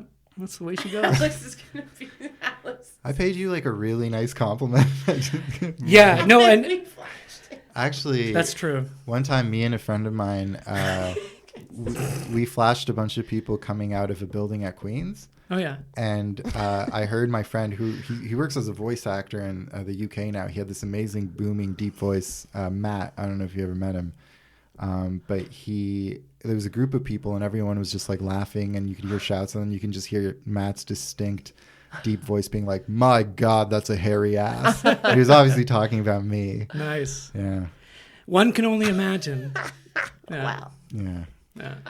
There's only one way to find out, everybody. Yeah. Stay tuned next week. See, I used to have a really nice kind of bubble butt, but the pandemic, I was sitting down a lot, putting on weight in the front gut area and losing it's the kind of like nice. dispersed. It's just flat now. It's too bad. This is actually a great segue. Yeah. Because there's a scene in Salò where they want to judge the nicest ass. That's what we were doing. See, it's oh my God, we just did that. Yeah. Well done. Alex, Well done, so you Alex, two. who had the nicer ass? Yeah. Do you need to see them again? I'll show. Don't wingman each other. Ben. I'm joking. He had. It's obviously. Obviously, Come on. bad. Look, come listen. So you know what your reward is for that, right? Oh yeah, mock Right. execution. Remember that? Yeah. Great. Well, you got to think about Great. it. Just a little gun with one of those flags that come out and go bing. Oh yeah. No, I don't like that. That would be scary. Ben and I have to keep working. I have to see this man on a regular basis. I see you like once every 5 years. That's a big if. Big if. So, obviously I have to placate Ben's ass. But anyway, that's something I never thought I'd say. Say it again. Placate Slower. Ben's ass. Say it I need slower. Slower. Yeah. Placate Ben's Louder. ass. Yeah. Okay. Now a little bit faster. Say it 3 times really fast. This is the Salò episode. We've really. I kind of had the sense that like Beetlejuice. right when I walked in and met Irene and sort of got the energy and I was like, this is going to be a good one, This is going to be an episode where we drop trowel for Pasolini. So there's a scene where they want to judge who has the nicest bum out of all these victims, and they actually pick our other boy, Franco Merli. Yeah. Who was in Arabian Nights, and the slave girl in that movie, Zumurrud, is also in Salò. She plays a servant. Mm-hmm. And they do a mock execution where they think they put a gun to his head. And this was apparently a very jovial set. And that was the only thing that caused any of the actors distress, because Franco had a hard time having like the gun to his head, and then they pull the trigger and there's nothing. It's just a click. Yeah. So they had to like stop filming and like calm him down and then do it. And it is like a very powerful, upsetting scene. It's brutal. Yeah, absolutely. And they have a great quote where he's like, "We're not going to kill you. Like we would kill you 1,000 times to the end of eternity if eternity had an end," or something like that. And it's like, oh yeah. I know. Yeah. The one. Are you all right? Yeah. Okay. Yeah. I'll be Yeah. okay. Yeah. Me That's too. just so sad. Yeah. And speaking, sorry, one last point, They're so sad. and then I'll shut up for a bit. Speaking of, you brought up a point about fascist Italian architecture. I do think I remember reading an article years ago. So this was years ago, but Italy had like a problem where a lot of like the youth thought that all the statues and art that Mussolini erected was actually like kind of cool, right? And then you had the older guard being like, "No, listen, like, don't, like, we should have torn this down." And there was this big debate of like, should we get rid of this stuff, keep it, like it's history, but like, you've got young people maybe growing up and like liking Il Duce. Right. Yeah, not really understanding the weight of what they're getting behind. Yeah. See, I steered it back on track. I got it back on track. Yeah. Good, at least, good. That's good. I'm going to show you my dick now, just so you can compare it to the all the other young Italian men in this film. Yeah. Anyway. I'm not going to show you anything more. Yeah, that's okay. Yeah. No, neither am I. I'm done. Yeah, okay. Even that was too much. Yeah. But it happened. So. It was good though. You told me. That's Is it for you as it was for me? Well, no, that's what I'm trying to tell you. Okay. I You didn't see any I didn't butt. get to see anyone's butt. So no, if I had a penny for every time I heard that, I'd have 26 cents. Is that's a common phrase, I guess, right? 26 is a pretty high number, yeah. Yeah, sure. So to do a 180 from meaningful conversation back into this wackiness again, last night, me and my ex-roommate, we went to go see the 20th anniversary of Return of the King. It was a 4:20, and the movie was 4 hours, 20 minutes long. They knew what they were doing. Where was it, at a Cineplex? In Scarborough, yeah. Okay, yeah. It's the only place we could get tickets for. And before that, we ate in the strip mall at an Eastside Mario's, and their tagline, also, can I say Eastside Mario's wasn't that bad. It was actually pretty good. Oh, good. Manja. Oh, sorry. Yeah, their tagline sorry, is I ruined it. Manja Manja. Manja Manja. And then yeah. watching this movie where these guys are constantly yelling at kids to manja different kind of things. It's really funny to picture them in like an East Side Mario ad. Like it's a family at a table and then the bishop just comes from behind them and goes, Manja! Yeah. Manja la... What is the word? Manja la merda! Yeah. Anyway, it was a funny visual while I was eating my garlic bread and soup. Yeah. Was it meatball soup? Tomato. Right, because meatball's not a soup. It's a meatball soup. Oops. Dude, I once asked for beef wings. like I can whip out terminology and just go, but do you have beef wings? I mean, that's a good idea, isn't it? Right? Cows with wings sounds like the most horrifying thing. Oh, no, next to not flying spiders. Not cows with wings, but if you make like, I guess a fake bone Like and then put a beef around A it. bone-in beef treat? Yeah. Or there is a thing. Yeah, it is. I'm the bone-in beef treat. Okay. Oh, this is great. This is the best episode we've ever done. So, Like a dry rub in there. grow up. I swear to God, you were better in grade 8. You were like more... That is such a lie, and you know it. I don't. Yeah, maybe. That's such a lie. Yeah, true. I was innocent back in grade 8. In grade 8, I would have never watched that. I would have never been able to be ready to absorb something like Salò. Yeah, fair enough. See how I just did that? Look at that, full circle. Good. Yeah. Good. Before the 4 hour 20-minute cut of Lord of the Rings, we got super stoned off of government weed. It was 420. We smoked a government Big joint. brother. They're really strong. And before we were sitting we were sitting in the theater and We're watching. Sorry, I can't take anything seriously anymore. Sorry, you were smoking the man's weed. So we were so high, and they played a 30-minute like ad video for, it's like a D&D campaign but online through something called Extra Life, but it's Lord of the Rings themed, and they brought out like quote unquote celebrities to come like play. So like Reggie Watts was there, but he didn't do anything. Like he was just there while they were like narrating this kind of adventure. And in the video, not in real life. No, yeah. And then they would cut to Elijah Wood, and he would be like, Sauron's actually like, he was a fallen angel. So like all the bad guys in Lord of the Rings are actually like really multidimensional characters. And it was like, it was really fucking bizarre. And we were like so stoned, and my roommate turns to me and he goes like, I might actually pass out. Like this is like, it was sensory overload to him. Yeah. And he sent me a funny text today. He was like, man, that ad like reset my nervous system. And I looked over at him, and he did have his like eyes closed, and I was like, oh no. But it was a lot. Like I was dying of laughter, but like not in a fun way anymore. No, it's just cruel to like Cineplex ads are so long anyway. But then before over 4 hour long movie to put like a 30-minute like inescapable whatever content, it's cruel. And then they played the trailer for that movie coming out with Robert De Niro where he plays another grumpy grandpa. Wait, what? There's another one? Yeah, but this one he's Italian, and it's like they have to learn to accept this crazy Italian guy, also Salò. And it's like, haven't we accepted Italians? Like, don't we like tolerate them at least? What? What? I just mean like, what's the movie called? It's called like, oh, that's my papa or something. It's got like a really stupid name. That's my papa. It's not called that, but it's something like that. I don't have my phone. Have Can you ever look it seen up? Dirty Grandpa? Yeah, it's fucked. I haven't seen it.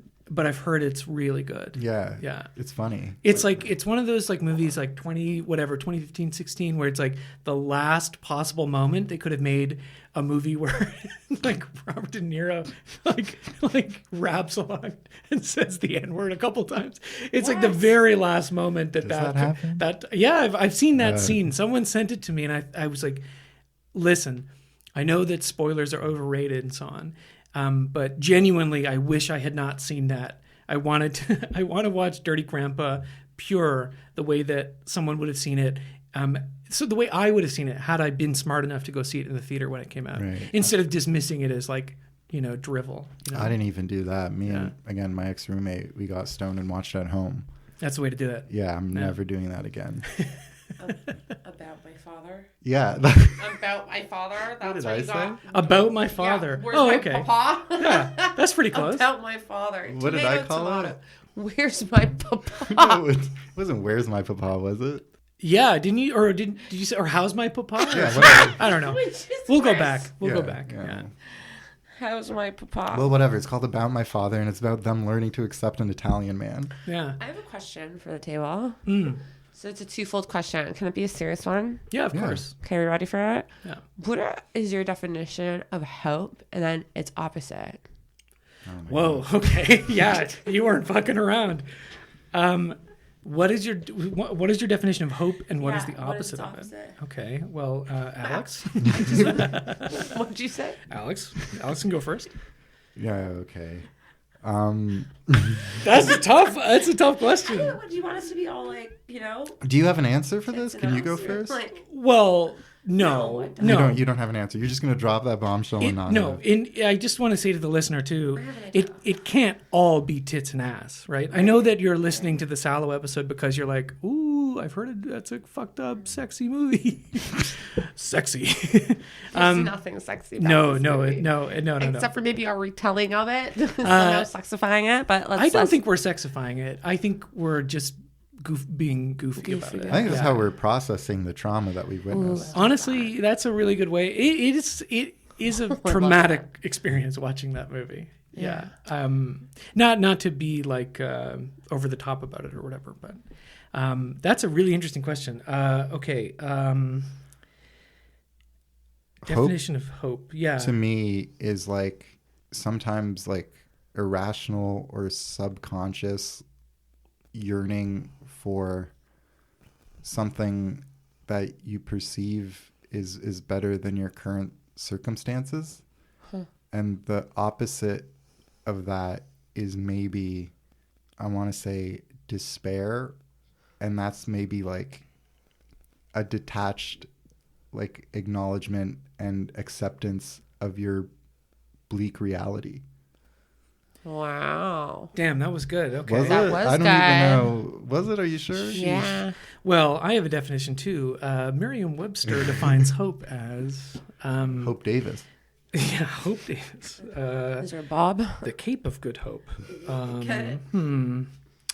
Hope springs eternal. Okay. I don't know. I think, I mean, that's, how am I going to not just say what you said? But thanks. I think for me personally, hope is the ability to see to see a future that is not even necessarily better than your present, but just to see and envision a path forward through something. And to me, the opposite of that is the inability to even conceive of progressing in your life or getting through whatever you're trying to get through. Do you know what I mean? I do. Like being tortured? Well, yeah. I'm self-tortured as well? Self-torture, yeah. Right, because if I can relate it to my personal experience, I've never been like Salò style tortured by anybody, which is nice.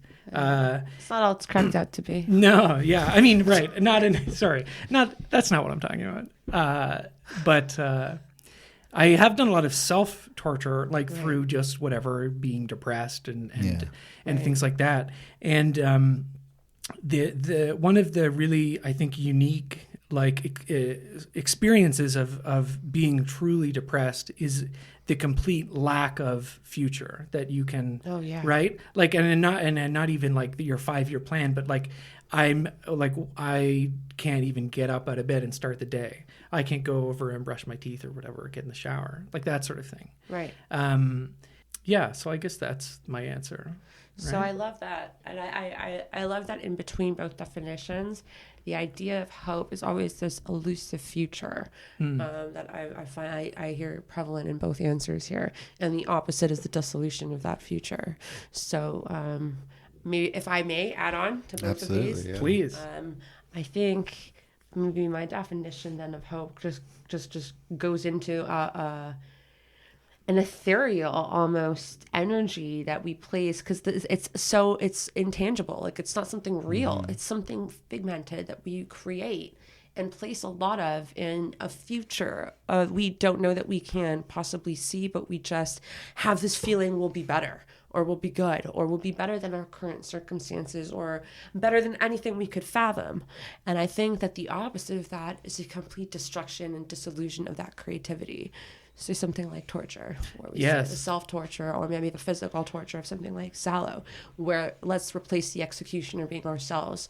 Let's replace that as a regime, or let's replace that as an institution, now becoming what it is that we are learning from, and what we are tortured by, and what we are destroying worlds akin to.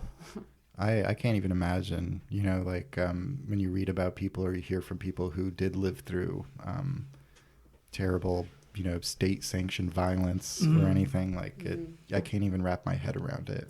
I'm extremely privileged and lucky in that way. Yeah, same. Absolutely. It's maybe the most sincere thing I've ever said on this podcast. Yes. Yeah, we're making it where there's a lot of firsts this episode. The smartest things ever said. And there's like extreme vacillations from very stupid to very... Well, I think that's really what we're trying to kind of carve out as our niche, right? Like, it's a stupid, dumb guy hour most of the time. But then every now and again, I think you're going to learn something from listening to the show, Wow, wow, wee, wow. Yeah. Yeah. And what is left to say but wow, wow, wee, wow. Nice. That's the niche. I like you. Do you like me? Yakshimash. No copyright, please. No, wait, there's one. Wait, oh God, what's my favorite one? Did you shrink for this? Oh, when I think it's an outtake from the original show where he's talking to someone at like a equestrian fair of some kind or something, and he's like in Kazakhstan we say horse is like a man, and he goes on for like he's. Never mind. I screwed it up. Just go look at the YouTube clip. Borat right? horse man. If you type Borat and horse, you'll probably get it. Probably gonna get porn. Maybe I'll put it at the end of the episode. Right? That's perfect. That's a good way to end it. Doesn't look like Borat. You should end it with the music from Salò. I probably should begin and end it with that. Yeah. Right? That would be more appropriate. Yeah. We'll get to Borat when we do the Borat franchise. Yeah. Is that incredibly deep hope and its opposite question a good segue into talking about a super tragedy, Pasolini's death? Yes, we definitely have to kind of cover this and wrap up our Pasolini journey. And Pasolini Palooza. Yeah. Passive Palooza. Lollapalooza. Yeah, Lollapalooza. That's the best one. Polynesia. Yeah. Paolo Cella. Okay, let's get serious. We're talking about a brutal murder. Yeah, have some fucking respect, you worm, you pig. You literally just showed me your ass. I barely did. I mean, not the full thing, right? Yeah, true. Yeah. You didn't go full way. I wasn't wearing underwear, so I couldn't go the full way. Whoa. Okay. Too much information. Not enough. That's where I draw the line. No, I didn't go full way. It's just inconvenient. Yeah. It's a lot of area to cover. So right. Pasolini's death. Pasolini's murder. Yeah. Also, if I went the full way, then my penis would fall out, and that would be embarrassing. Then I would go, oh my God, my little pee, my little wee. Go to the ceiling, say that. Bushes like Simpson. Yeah. We're like going right. There's the Simpsons reference. We got it. We got it. One of the episode. At least one per episode. like I was saying, in November 2nd, 1975, Pasolini was murdered on a beach in a district in Rome. I forgot. I had great notes. Ostia, that's right. That's right. And there's a lot of controversy surrounding the murder. It's I guess technically an open and shut case in the eyes of the Italian legal system because he was brutally beaten, and run over with his own car. And there are some accounts that his body was even partially burned afterwards. Right. What's the truth? And so later on, this young Italian guy was caught driving his car, Pasolini's car, and he eventually confessed to the murder. Though much later on, in I think 2005, he had said, "I was coerced by the police to confess, and they threatened my family with violence if I didn't confess." And then just the fact that he was driving his car, it was like, he was. There was nowhere for him to go, really, right? But there's been all sorts of speculation about what it had been. Was it, well, in Abel Ferrara's movie, it's like a hate crime. Yeah, basically. Throughout the movie, there's all sorts of reports of violence in the streets. Communists killing fascists, fascists killing communists, whatever, homophobic guys killing gay people, etc. And so in Ferrara's version, Pasolini is going cruising for some Italian dick, as one does. He's going cruising, and he picks up a young guy, takes him out for dinner. They go to the beach to have some sex, and and right? Yeah. No, they blow each other and whatever, and then he gets out, and these other kind of street youths come up, and they're like, calling them all sorts of slurs and stuff, and beat him to death. And the guy gets off in the car. So it's very, very well could have been that. People had also speculated that it might have had something to do with the mafia, or that it was a political assassination, because Pasolini was a very famous and controversial political figure in Italy. And this is three weeks before the movie had even come out.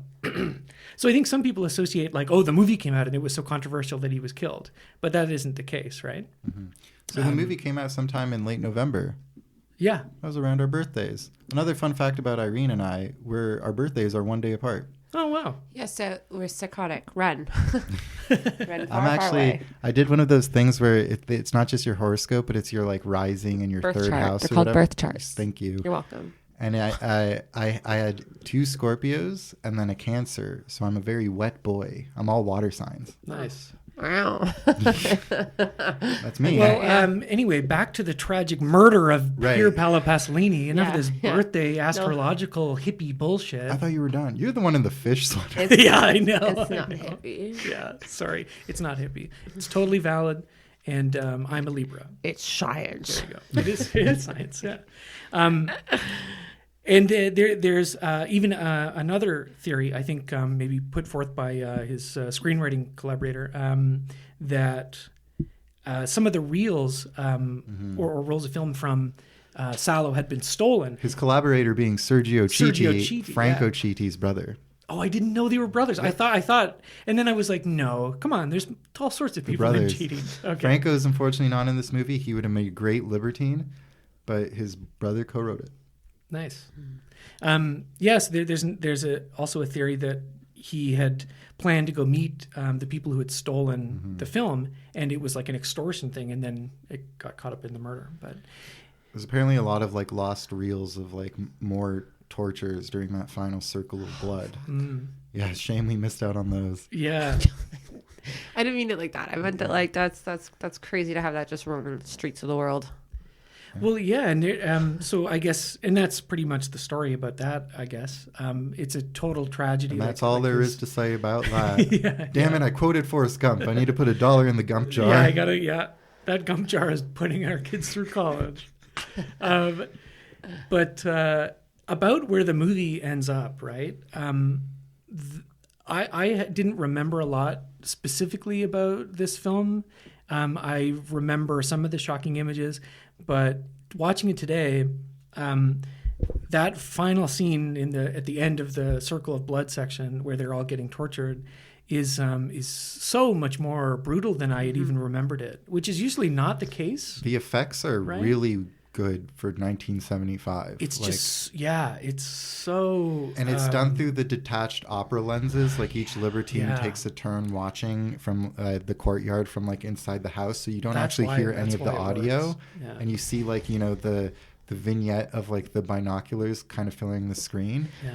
It's hard. But we bring that back to the inexpressibility of pain, right? There you go. And there we have it now visually represented. And I love that she said that because it's like disjointed. And it's not just the torture, it's the pleasure that some receive from the torture. And what caused the torture to begin with was one person got caught. And then we have such an obsession with prosecuting confession. Where it's okay, so now one person is going to say this, and then the one person is going to, everyone else is going to rat out on each other because one person ratted out. The night before, they all start betraying each other and ratting each other out to try to avoid. But that's so sad because then in the end, you killed each other. Yeah. We all was there really no help there? I guess now we'll never know because, we didn't recognize remember, the Marquis de Sade also wrote this as a school of licentiousness. It was 120 Days of Sodom, a school of licentiousness. So to have these kind of be, again, like school type of institutions where there are things that are supposed to be taught, and the perversions of them in each institution is like, it's an evil. And I think we have to remember that before all the torture as well, because the torture was so difficult. But I think what was even more torturous was the fact that the betrayal, which is the 9th circle in Dante's Circle of Hell. That's true. Right? Yeah, and it happens right at the very end. Yeah, fuck, we're getting into it. We're killing this. Yeah, this is great. We could all write a thesis about this. Yeah. There's going to be some kids someday. That's what I heard from your podcast last time. I think it was you saying there's going to be some kids someday who's going to need to write on this. Yeah. And they're going to look this up and they might not need to watch it. You listened to the show before. Yeah, well, I heard that episode because I was like, well, if he wants a thesis he will get. Hell yeah, that's great. That's awesome. Yeah. And then as we say, Pasolini always sticks the landing. Like after we see this sequence, it just cuts to 2 young soldiers in the kind of foyer, and they put on that waltz and they start dancing with each other, and one just asks the other one, what's your girlfriend's name? And it's just like, the silent observers, the participants, the collaborators, like it's such a searing indictment. It's But it's you did things. Like if somebody did that to your girlfriend, right? Like do you think life goes back to the way it was? No. You have a girl at home? It's so complicated because these people participated in this stuff, and then they have it is this big question. People in 1975 are closer to it than us. But how do you go to war? How do you commit atrocities and then come home? Dude, she talks about this in here too, about the crimes of again, in the act of betrayal of one's country. So if you don't fight for your country, you're chastised. If you go and you fight for your country and you die, then you're, proclaimed. Maybe I shouldn't be talking about this. No, please. Oh, no, of course. Okay. But if you get caught, let's say, in your prisoner of war, if you tell on your country, you can never come back. You're just excommunicated from it. So it's such a lose situation. It's catch-22. Mm-hmm. Yeah. Well, yeah, and that's a good point to bring up that Pasolini's older brother, Guido, when he was 19, he joined one of the kind of many political factions in Italy at the time and was killed during, I'm not exactly sure of the circumstances, but and I think that, obviously was had a huge impact on Pasolini and his mother, right? And that, again, I guess tying into the ending of Ferrara's Pasolini movie, the wail of his mother at the end, right? And knowing that this is her second son to die. True, before her, and the only one left. Yeah, that adds even more kind of context and tragedy to it. I didn't know that. Yeah, that's good stuff. How many Franco Merli's perfect butt would you give out of 5? A serious point. Oh yeah.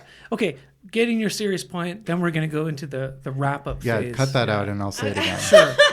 No, we'll leave it in. It's great. Okay. It's funny. Can I leave like a closing remark on what I Yeah, found on but this? Okay. Yeah, get up in please. there. Yeah. If I had a penny for every time I heard that, I'd have 189 cents. 189 $1.89 pounder. Damn, that's Yeah. great. Those are good numbers. Yeah. Alex and I got schmuck numbers, okay. rookie numbers.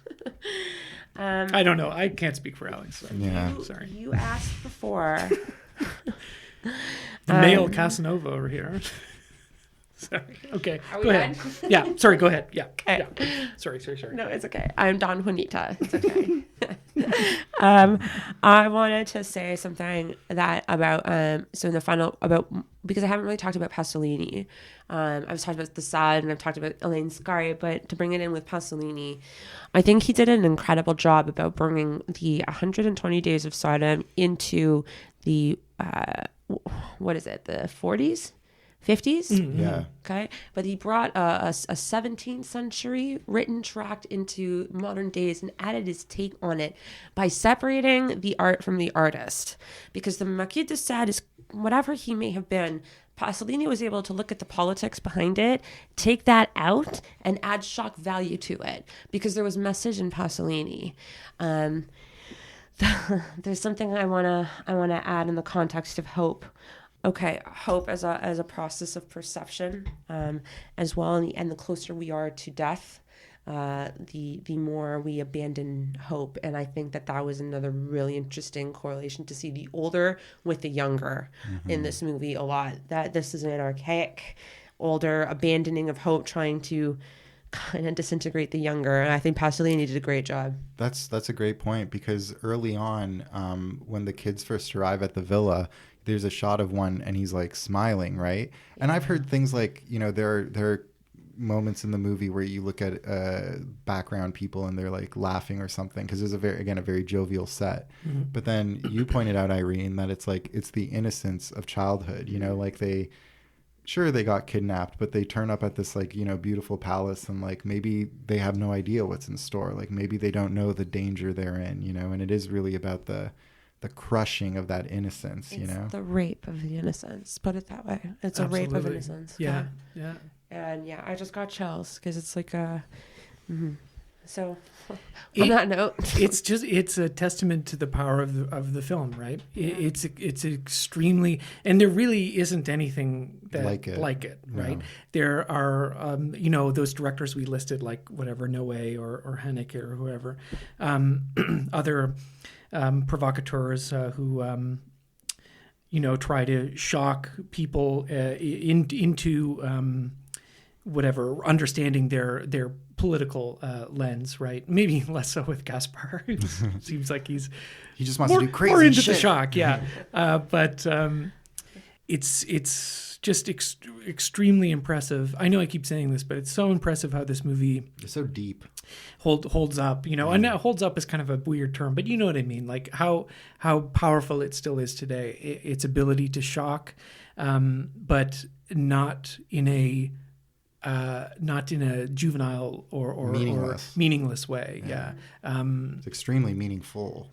Yeah, it is. And you likened it to the Bachelor.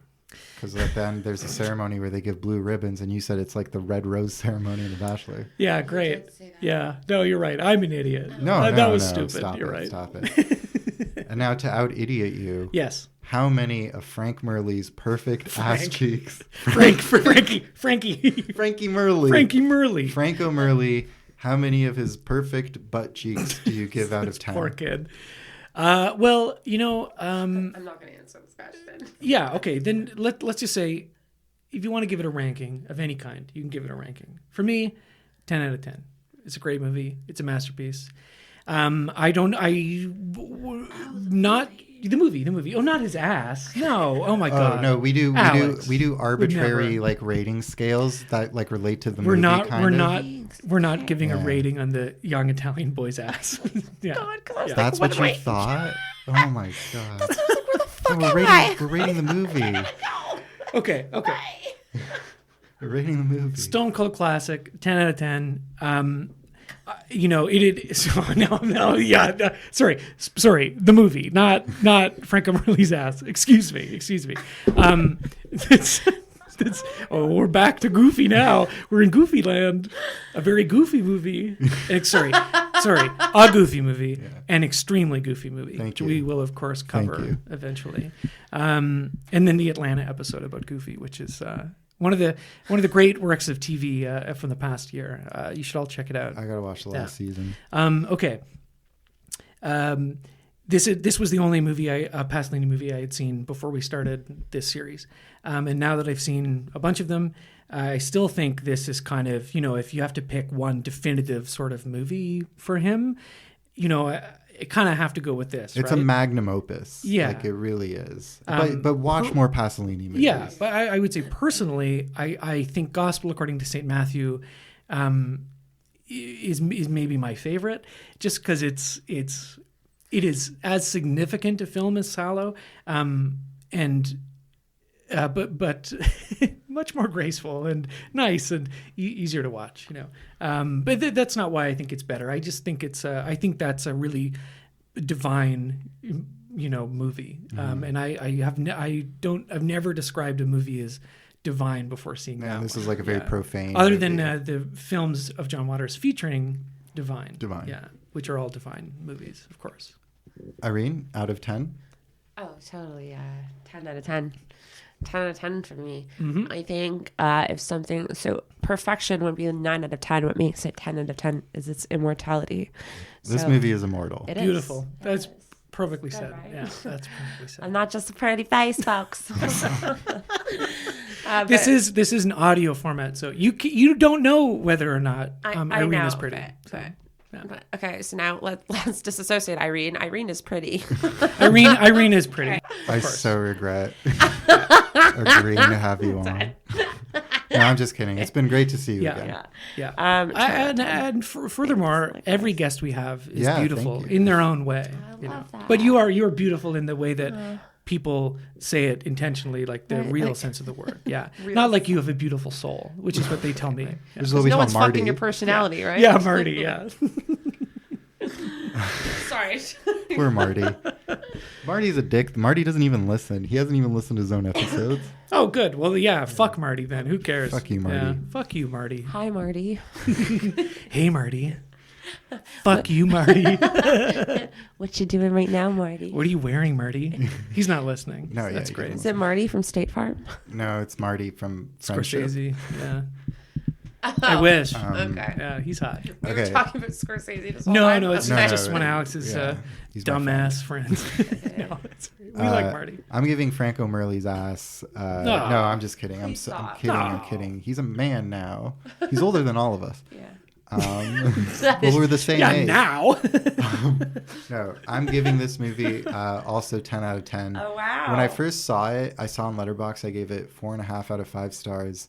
The Coward's 5. Then I went to 4 after my second watch, but now I'm going back up to 5 because after seeing all this Pasolini context, and I do think like this is his quote unquote magnum opus. This is such a great summation of his career, but it's enriched so much by watching more of his films. Mm-hmm. And I do think like my personal favorite that I would probably rewatch more than this is Canterbury Tales. I loved Canterbury Tales. It was fun. It was meaningful. He added that scene where the gay person is burned at the pyre. Like that's not in the Tales. Like that was Pasolini kind of imbuing his own, beliefs and politics in the movie. But it's still like a lot of fun. It's poetic. It's beautiful. It's funny.